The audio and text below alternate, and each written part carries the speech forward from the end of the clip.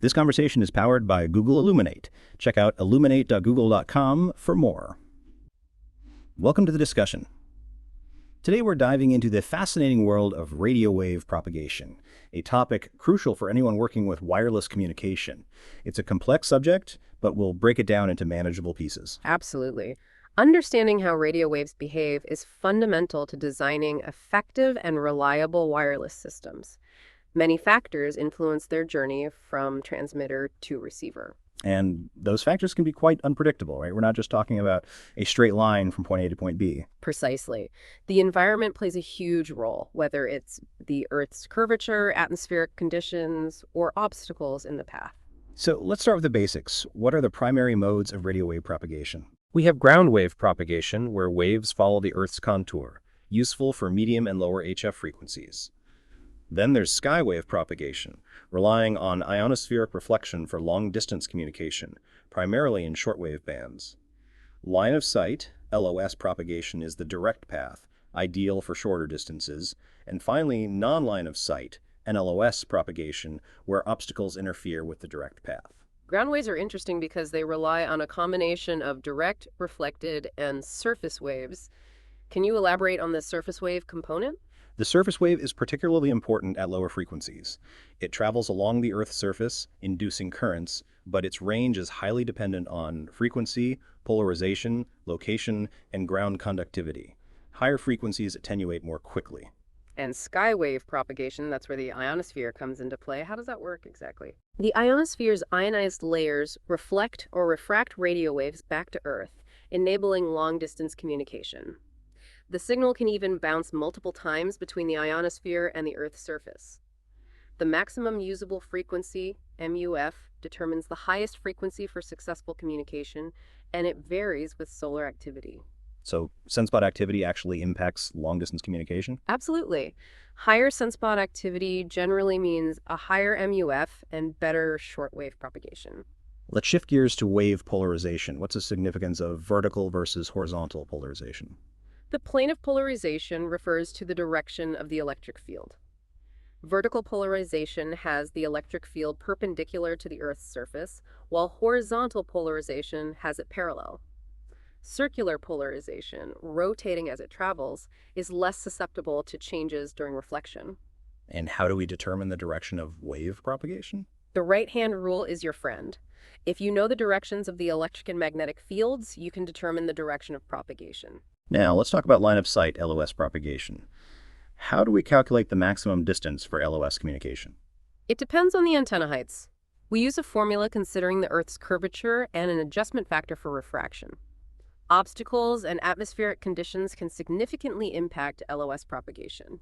And what about non-line of sight, NLOS propagation? How do we deal with obstacles? NLOS propagation involves indirect paths, often due to reflection or diffraction. Lower frequencies tend to diffract better around obstacles. Relays are often used to circumvent obstructions. The Fresnel zone is a critical concept in NLOS propagation. Can you explain its importance? The Fresnel zone is a three-dimensional ellipsoid around the direct path between transmitter and receiver. Obstructions within the zone can significantly affect signal strength.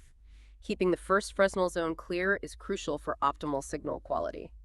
Odd-numbered Fresnel zones have stronger field strength than even numbered ones. Free space loss is another key factor. What determines this loss? Free space loss increases with distance and decreases with wavelength. It's a fundamental limitation due to the spreading of electromagnetic energy. The Friese transmission formula helps calculate this loss.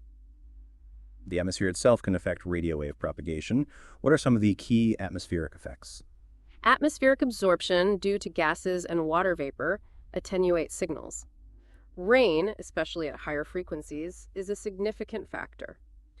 Ducking, where waves are bent by atmospheric refraction, can lead to unexpectedly long-distance propagation.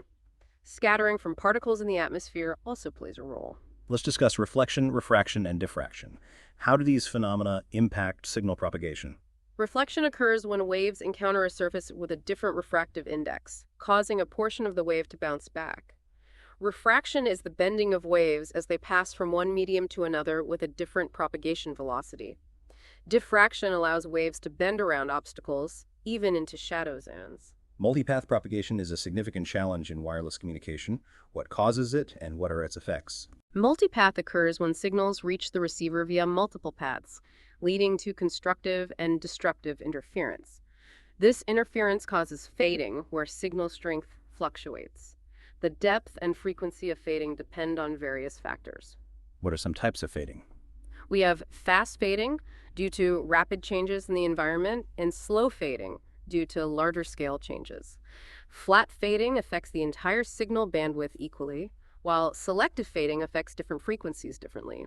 Rayleigh, Rishon, Nakagami, and Weibull fading models describe different fading characteristics. How do we mitigate the effects of multipath fading? Diversity techniques are crucial. Frequency diversity uses different frequencies. Space diversity uses multiple antennas. Angle diversity uses antennas with different orientations. Polarization diversity uses orthogonal polarizations. And time diversity transmits the same signal at different times. Indoor propagation presents unique challenges. How does it differ from outdoor propagation? Indoor propagation involves shorter distances, but much greater environmental variability. Multiple scatters within buildings cause significant fading and multipath. The building's materials and structure significantly impact signal attenuation. What are some key factors affecting indoor signal propagation? Reflection from surfaces, re-radiation from conductors, absorption by lossy materials, and movement of people all contribute to signal attenuation and multipath effects. The building's topology and construction materials are crucial. Are there any formulas to estimate indoor path loss? Yes, empirical formulas exist that consider factors like distance, number of floors and walls traversed, and material-specific losses. These formulas provide estimates, but the actual path loss can vary significantly. So understanding radio wave propagation is a multifaceted endeavor requiring consideration of numerous factors. It's a dynamic field with ongoing research and development.